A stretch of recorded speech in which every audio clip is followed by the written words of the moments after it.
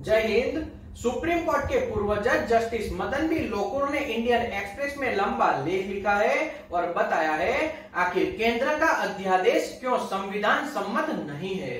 आज इसी विषय को लेकर हम विश्लेषण कर रहे हैं, तो वीडियो के अंत तक बने रहिए। सुप्रीम कोर्ट के पूर्व जज जस्टिस मदन बी लोकुर ने केंद्र सरकार द्वारा दिल्ली के लिए लाए गए अध्यादेश को संवैधानिक फ्रॉड करार दिया है, यानी कि एक तरीके से इसे गलत ठहराया है। इंडियन एक्सप्रेस के लेख में जस्टिस लोकुर ने इसकी वजह गिनाई और कहा, केंद्र सरकार का अध्यादेश संविधान सम्मत बिल्कुल नहीं माना जा सकता, यानी कि एक तरीके से इसे खारिज किया गया है। जस्टिस मदन बी लोकुर लिखते हैं कि राष्ट्रीय राजधानी क्षेत्र दिल्ली अध्यादेश 2023 में जैसे प्रावधान है, उससे दिल्ली में प्रशासन का पूरा स्वरूप ही बदल दिया जाएगा। यदि इस अध्यादेश को सुप्रीम कोर्ट में चुनौती दी जाती है तो उच्चतम न्यायालय इसकी संवैधानिक वैधता तय करेगा।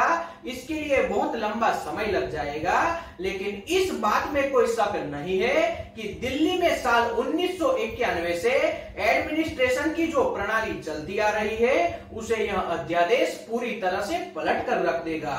यानी कि आप सीधे तौर पर समझिए, केंद्र सरकार का पूरा अनुशासन इस पर लागू हो जाएगा। जस्टिस लोकुर सवाल भी उठाते हैं कि आखिर केंद्र सरकार को इस तरह का अध्यादेश लाने की इतनी जल्दी क्यों थी? ऐसी क्या वजह थी जो केंद्र सरकार को संविधान में दिए गए अभूतपूर्व अधिकार का इस्तेमाल करना पड़ा? सुप्रीम कोर्ट ने इस अध्यादेश से हफ्ते भर पहले ही केंद्र और दिल्ली सरकार के बीच दिल्ली में तैनात अफसरों की ट्रांसफर पोस्टिंग का विवाद सुलझाया था। आप सभी को पता है कि इस जो दिक्कत थी उसे सुलझाने में 8 साल लग गए।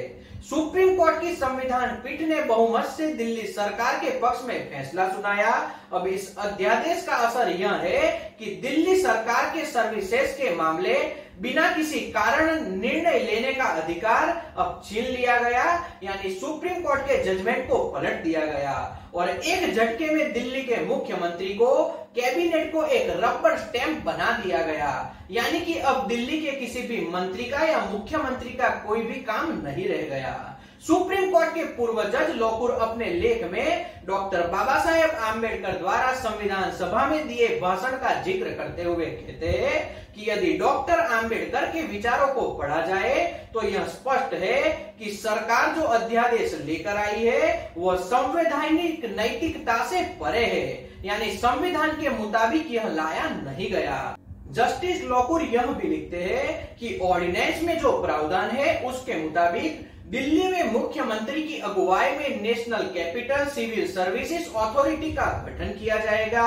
इस अथॉरिटी के पास पब्लिक ऑर्डर, पुलिस, लैंड जैसे महत्वपूर्ण विभागों को छोड़कर अन्य विभागों में काम करने वाले ग्रुप ए अफसरों को लेकर सुझाव देने का अधिकार होगा, भले ही फिर वे सीएम अथॉरिटी के अध्यक्ष ही क्यों न हो। यानी एक तरीके से पूरा जो अफसर होंगे वह सब केंद्र सरकार के अधीन कार्य करेंगे, लेकिन अथॉरिटी के 2 अन्य सदस्य उन्हें पद से हटाया भी जा सकता है, यानी सभी पावर केंद्र सरकार के पास रहेगा। इसका मतलब यह है कि मुख्यमंत्री इस अथॉरिटी के नाम मात्र के अध्यक्ष होंगे और दिल्ली की जनता द्वारा निर्वाचित होने के बावजूद उनकी भूमिका शून्य रह जाएगी। इसके अलावा सबसे महत्वपूर्ण बात तो यह है कि दिल्ली के उप राज्यपाल इस अथॉरिटी के किसी सुझाव को मानने के लिए बाध्य नहीं होंगे, यानी कि उप राज्यपाल के पास सर्वसम्मति मानी जाएगी। मदन बी लोकुर यह भी लिखते हैं कि अध्यादेश में एक और बहुत बेतुका प्रावधान रखा है, वह यह है कि किसी भी विभाग के मंत्री एक तरीके से उस डिपार्टमेंट के सचिव का नियंत्रण करेंगे। सेक्रेटरी को यह अधिकार दिया गया है कि यदि मंत्री परिषद कोई निर्णय लागू करता है तो वह कानूनी प्रावधानों के अनुरूप है या नहीं, इस पर उप राज्यपाल को अपनी राय दे सकते हैं। यानी कि अफसरों का पावर बढ़ेगा और मंत्रियों का पावर घट जाएगा। एक तरीके से सेक्रेटरी मंत्रियों का एग्जामिनेशन करेंगे। साफ शब्दों में कहे तो मंत्रियों की भूमिका भी शून्य हो जाएगी। ऐसे में दिल्ली पर शासन किस तरह से होगा यह समझने में बिल्कुल नहीं आता। जस्टिस लॉकूर यह भी लिखते हैं कि जिस तरीके से की स्थितियां है और ऑर्डिनेंस में जैसे प्रावधान बनाए गए हैं, उससे एक बात तो साफ हो जाती है, केंद्र सरकार की मंशा सुप्रीम कोर्ट द्वारा दिल्ली सरकार के पक्ष में दिए गए फैसले को पलटना ही मुख्य एक कारण रहा। यह अध्यादेश दिल्ली के लोगों के साथ एक तरीके से संवैधानिक धोखाधड़ी भी मान सकते हो। अब इसी बात को लेकर हमें भी समझना चाहिए कि किस तरह से केंद्र सरकार दिल्ली में चुनी हुई सरकार को दबाना चाहती है और अपना जो वर्चस्व है वह दिल्ली में बढ़ाना चाहती है।